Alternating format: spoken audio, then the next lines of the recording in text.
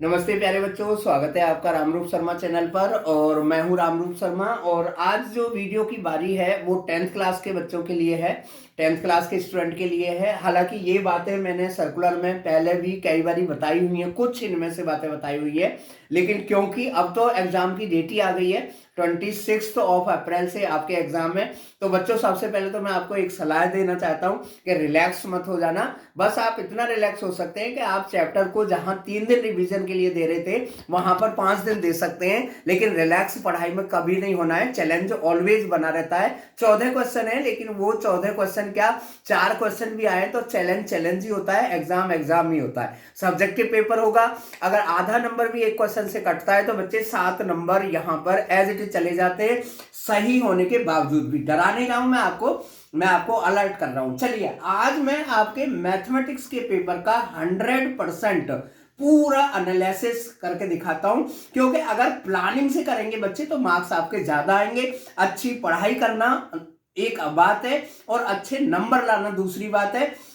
और कम बच्चों ऐसे होते हैं जो अच्छी पढ़ाई भी करते हैं और अच्छे नंबर भी आ जाते हैं। कई बारी कुछ बच्चों के, मान लो पढ़ाई तो की है उन्होंने 100%, लेकिन 95 आ जाते हैं या 90 आ जाते हैं, तो वो नहीं आएंगे, क्योंकि आप एक प्लान के साथ चलेंगे, एक स्ट्रेटेजी के साथ चलेंगे। और 100% डिटेल में आपको इस वीडियो में बताने वाला हूं, जिसे कहते हैं ना कोरा चिट्टा खोलना, पूरा का पूरा। चलिए चलते हैं, शुरू से स्टार्ट में कर देता हूं।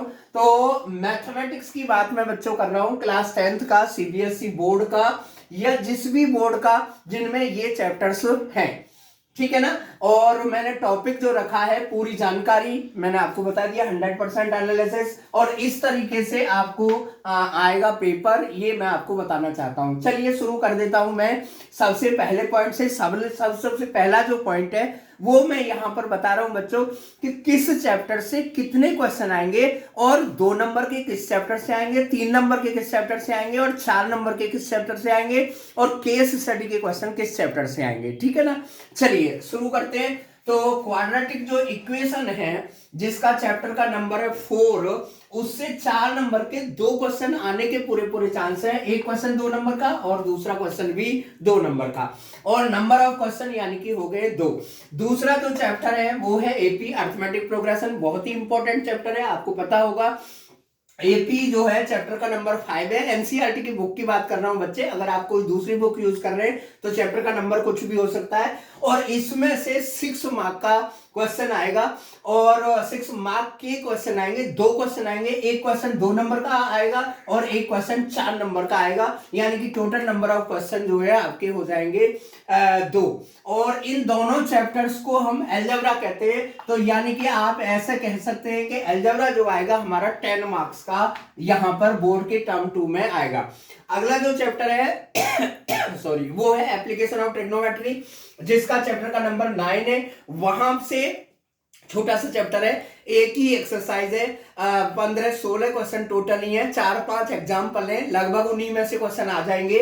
और सब्जेक्टिव पेपर होगा तो अब की बारी एनसीईआरटी की बुक से क्वेश्चन आने के चांस होंगे। एमसीक्यू में एनसीईआरटी की क्वेश्चन से आने ही नहीं थे, क्योंकि एमसीईआरटी में एमसीक्यू क्वेश्चन थे ही नहीं।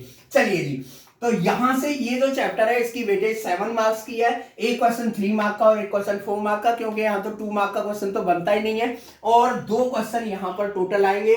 तो यानी कि ट्रिग्नोमेट्री जो है 7 मार्क्स पर सिमट कर रह गई है। अगला जो चैप्टर है बहुत इंपॉर्टेंट चैप्टर है, और वो चैप्टर है सर्कल, जिसका नंबर है 10 एनसीईआरटी की बुक में। इसमें से 6 मार्क के क्वेश्चन आएंगे, एक क्वेश्चन 2 मार्क का और एक क्वेश्चन 4 मार्क का, यानी कि टोटल नंबर ऑफ क्वेश्चन जो है वो 2 हो जाते हैं।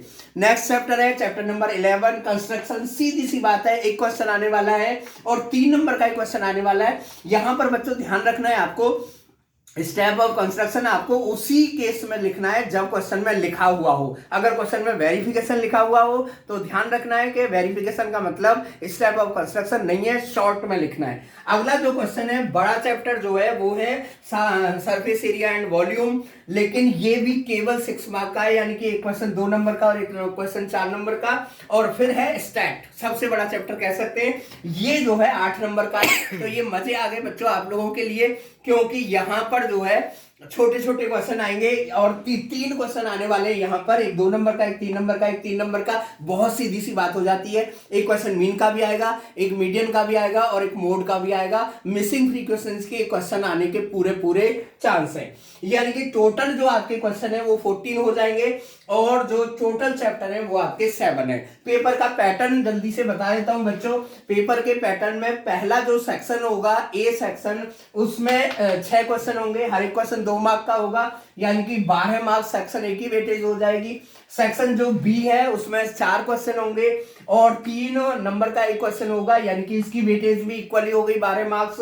और सेक्शन जो सी है उसमें 4 क्वेश्चन आएंगे, लेकिन ये जो 4 क्वेश्चन है, 2 क्वेश्चन जो होंगे वो लॉन्ग आंसर टाइप होंगे और बचे हुए जो 2 क्वेश्चन होंगे वो केस स्टडी टाइप के होंगे बच्चों, है ना। और ये केस स्टडी किस किस में से आ सकती है वो भी मैं अभी आपको बताने वाला हूं। सबसे पहले चॉइस की बात कर लेते हैं। तो सेक्शन ए में 2 चॉइस होगी, सेक्शन बी में 1 चॉइस होगी और सेक्शन सी में भी 1 चॉइस होगी। ठीक है। केस स्टडी के जो क्वेश्चन है, हालांकि अब की बारी जो चैप्टर बचे हुए हैं सारे के सारे बहुत अच्छे एक जैसे चैप्टर है लगभग, लेकिन फिर भी जो है केस स्टडी के जो क्वेश्चन है सरफेस एरिया वॉल्यूम से आ सकता है, सर्कल से आ सकता है, एप्लीकेशन ऑफ ट्रिग्नोमेट्री से आ सकता है और एपी से आ सकते हैं। अब आप ये भी कह सकते हैं जी क्वाड्रेटिक से क्यों नहीं आ सकता, वो ही क्यों छोड़ दिया, तो वो मैंने छोड़ दिया, कंस्ट्रक्शन से बिल्कुल नहीं आ सकता। तो ये जो पूरी की पूरी मैंने आपको डिटेल बताई है, ठीक इसी तरीके से पेपर बनना है और मैं चाहता हूं कि आपके 40 में से पूरे 40 नंबर आए। तो पूरे 40 नंबर आने के लिए आपको इन सब चीजों को फॉलो करना पड़ेगा। कई बारी ये बातें बतानी इसलिए जरूरी होती हैं कि मैंने बहुत सारे बच्चे देखे हैं जिनके 100 मार्क्स आने चाहिए थे, जो कंपटीशन एग्जाम में ज्यादा मार्क्स ले आते हैं, लेकिन सब्जेक्टिव एग्जाम में उनके 90% मार्क्स रह जाते हैं। तो ये भी अच्छी बात नहीं है। जो बच्चा जितने मार्क्स को डिजर्व करता है उतने मार्क्स उसके आने चाहिए। मेरी जो क्लास है बच्चे 8:30 बजे मेरे चैनल पर, रामरूप शर्मा चैनल पर, चैनल को सब्सक्राइब कर ले, दूसरे बच्चों से भी कराएं, खूब रस करें। 100% फ्री है, कोई चार्ज नहीं है। डेली 8:30 बजे, एग्जैक्टली 8:30 बजे क्लास शुरू हो जाती है। 1.5 या 2 घंटे की क्लास होती है। यहां पर मैं सैंपल पेपर लेके आ रहा हूं और अगली वीडियो भी जो मैं लेके आ रहा हूं वो सैंपल पेपर की ही लेके आप लोगों के लिए आ रहा हूं। तो ये मेरा डिटेल रहेगा। मैथमेटिक्स के पेपर के लिए 2 कोड है यहाँ पर, एक है 041 और दूसरा है 241। तो दोनों कोड के लिए ये डिटेल है, क्योंकि बेसिक मैथमेटिक्स और स्टैंडर्ड मैथमेटिक्स के पेपर पैटर्न में कोई चेंज नहीं होगा, है ना। चॉइसेस में कोई चेंज नहीं होगा, केस स्टडी में कोई चेंज नहीं होगा, नंबर ऑफ चैप्टर्स में कोई चेंज नहीं होगा। अगर केवल चेंज होगा तो केवल उसके लेवल का चेंज होगा। बेसिक का जो लेवल है वो थोड़ा सा नीचे रहेगा और स्टैंडर्ड का जो लेवल है वो एज इट इज रहेगा, जैसा रहता चला है। ठीक है ना। अगर कोई भी प्रॉब्लम आपको आए, कोई भी डाउट आपको आए, अगर आप कोई भी क्वेरी करना चाहते हैं क्वेश्चन के सिवाय, तो आप मेरे चैनल पर आइए, कमेंट सेक्शन में भी कमेंट डाल सकते हैं। लाइव बिल्कुल आए, अपना क्वेश्चन, अपना क्वेरी, अपने डाउट पूरी तरीके से क्लियर करें। मैं आपके साथ जुड़ा रहूंगा, मुझे अच्छा लगेगा और मेरे साथ में आप लगातार जुड़े रहिएगा। Thank you so much and all the very best.